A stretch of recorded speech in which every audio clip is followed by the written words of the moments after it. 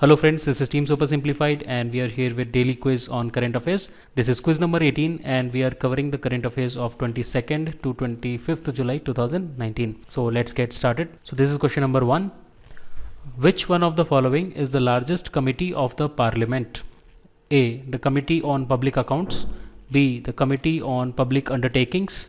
C. The Committee on Petitions. या फिर D. The Committee on Estimates. And the correct answer here is D. The Committee on Estimates. So the Committee on Estimates consists of 30 members who are elected by the Lok Sabha every year from among its members, right? So 30 members from Lok Sabha. Similarly, the Committee on Public Accounts consists of 15 members elected by the Lok Sabha and 7 from the Rajya Sabha. So there are total 22 members in the Public Accounts Committee. And similarly, the Committee on Public Undertakings consists of 15 members from Lok Sabha and 7 members from Rajya Sabha.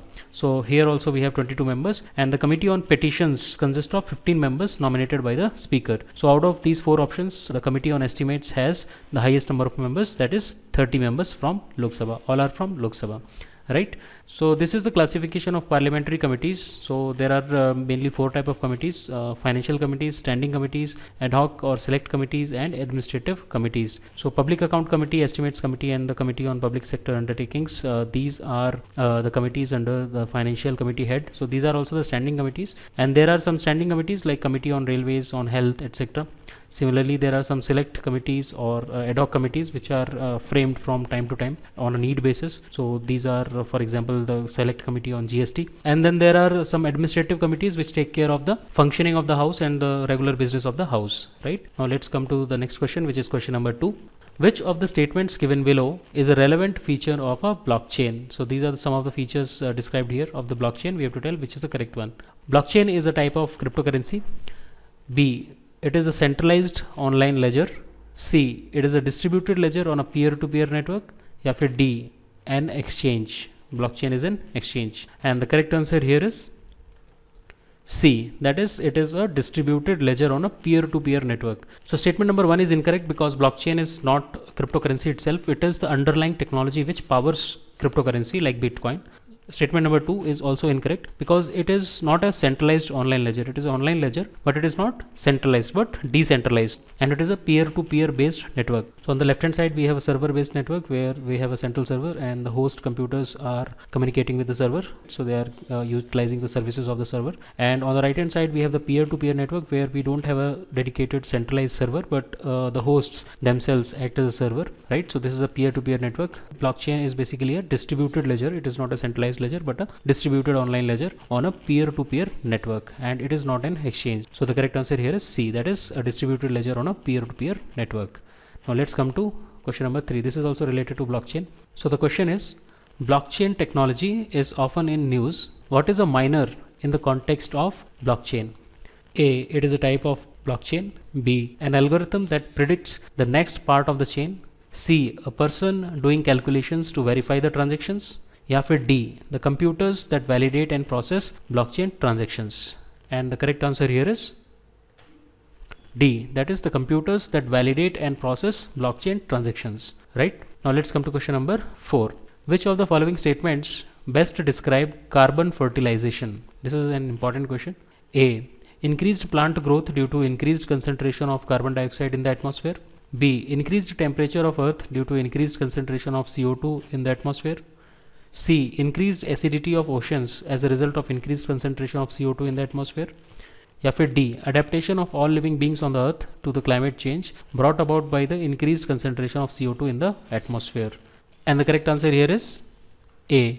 That is increased plant growth due to increased concentration of carbon dioxide in the atmosphere. There's a typing mistake here. This is not D. The correct answer here is A.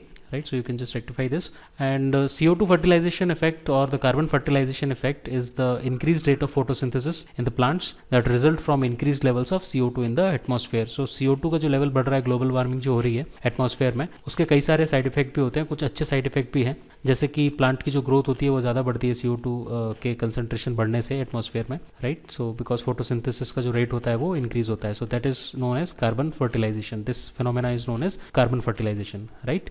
Now let's come to the next question, which is question number 5. Human brain is made up of billions of neurons. The structure responsible for the exchange of information between any two neurons is called A axon, B nucleus, C dendrite या फिर D synapse. And the correct answer here is D, that is synapse. So in the picture you can see we have two neurons. This is neuron 1 and this is neuron 2, and the information is flowing from neuron 1 to neuron 2 in the form of an action potential, right? So this is the junction between the two neurons where the exchange of information takes place between these two neurons. There is no physical connection, so there is a gap, but still information exchange takes place, right? So this structure at the junction of two neurons where the information exchange takes place is known as synapse, right? So in the central nervous system, a synapse is a small gap at the end of a neuron that allows a signal to pass from one neuron to the next, right? So this is about the human brain. Now let's come to question number 6. Prasad scheme of the government of India is related to A. Education, B. Food safety, C. Healthcare, या फिर D. Tourism.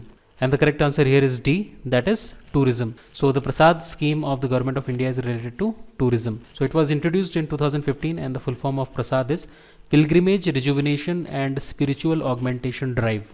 Right, so it is a government of India scheme that focuses on identifying and developing the pilgrim sites across the country to enrich the religious tourism experience, and it was launched by the Union Ministry of Tourism. Right, so this is about the Prasad scheme, and these are the various cities which are already covered under the Prasad scheme. So these are the Prasad cities. We have Amritsar in Punjab, Kedarnath in Uttarakhand, we have Mathura, Varanasi in UP, then we have Gaya in Bihar, Kamakhya in Assam, Puri in Odisha, then Amravati in Andhra Pradesh, Kanchipuram and Velankani in Tamil Nadu, similarly Dwarka in Gujarat and Ajmer in Rajasthan. Right, so these are the Prasad cities. Now let's come to question number 7. Consider the following statements. Statement number 1. In Rig Vedic period, society comprised of 4 varnas depending on one's profession. 2. In the later Vedic period, varnas came to be birth based rather than profession based.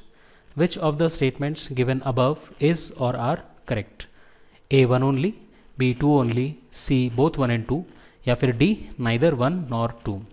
And the correct answer here is C, that is both 1 and 2. So both the statements are correct, because in the Rig Vedic society, the society comprised of 4 varnas which depended on the profession of the person. So within a family, the members could follow different professions. So it was not family based, right? Ki entire family and their successors will be identified with a particular varna. So different people in the same family can take different professions and then they will belong to different varnas, because the varna system was based on the profession. So this was in the early Vedic period. It was initially, right? But in the later Vedic period, as the time passed, the varnas came to be identified with the birth rather than profession, right? So they were birth based rather profession based, and the proliferance of the professions gave rise to jatis. So there were so many professions that just mere classification into 4 classes were not sufficient. So a sub classification was required. That is why the jatis came into picture. And initially it was not a rigid system. It was profession based, but slowly it became rigid and it was identified with the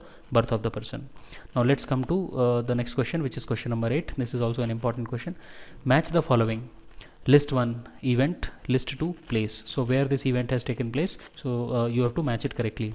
Mahavira's birthplace, Mahavira's enlightenment, Nirvana of Mahavira, and first Jain Council. And your options are Pavapuri, Kundangram, Jimbigrama and Patliputra.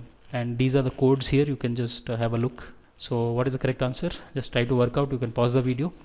So the correct answer here is D, that is 2314. So Mahavira's birthplace was Kundangram, right? It was near Vaishali and he was born in 540 BC. So A is mapping with the 2, that is Mahavira's birthplace, Kundangram. And he attained enlightenment at the age of 42 under a sal tree in Jimbigrama. So B is matching with 3, that is Jimbigrama. So Mahavira's enlightenment was in Jimbigrama. Then C, Nirvana of Mahavir. So Mahavira passed away at Pavapuri in Bihar Sharif in Bihar. So Nirvana of Mahavir is 1, that is Pavapuri. And first Jain Council was held at Patliputra. So D is mapping to 4. So this was the first Jain Council which was held in Patliputra under the chairmanship of Sthulbhadra, right? Now let's come to the 9th question, which is the second last question. Consider the following statements regarding Pradhan Mantri Laghu Vyapari Man Dhan Yojana 2019. 1. Under the scheme, all small shopkeepers, retail traders and self-employed persons are assured a minimum of Rs 3,000 monthly pension after attaining 60 years of age. Statement number 2.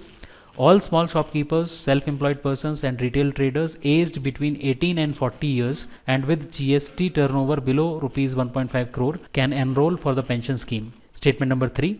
Central government will make matching contribution every month. Which of the above statements is or are correct? 1 and 2 only, 1 and 3 only, 2 and 3 only, या फिर all of the above. And the correct answer here is D, that is all of the above. So all the three statements are correct. So the government has launched the scheme on the trial basis, and there was no pension scheme available for small shopkeepers, retail traders and people who are self-employed, right? So the government is now looking at them also. It is trying to provide a benefit to those people also. Now let's come to the last question, which is question number 10. Bhabha Kavach is the first lightest and indigenous bulletproof jacket of India. Consider the following statements. Statement number 1. Bhabha Kavach is developed for the security forces by DRDO. Statement number 2. It weighs only 9.5 kg. Which of the above statements is correct? 1 only, 2 only, both 1 and 2, या फिर D, none of the above. And the correct answer here is B, that is 2 only. So statement number 1 is incorrect because Bhabha Kavach is developed by the Ordnance Factory Board and Midhani. Midhani is a public sector undertaking जिसका पूरा नाम है मिश्र धातु निगम. And here you can see Bhabha Kavach in the picture, right? So this is the first lightest and indigenous bulletproof jacket of India, right? So that's all guys. Please subscribe to the channel if you are not a subscriber. Please provide your feedback in the comment section and please share these lectures with your friends. We'll see you soon with another lecture. Till then, take care, bye bye and prepare well.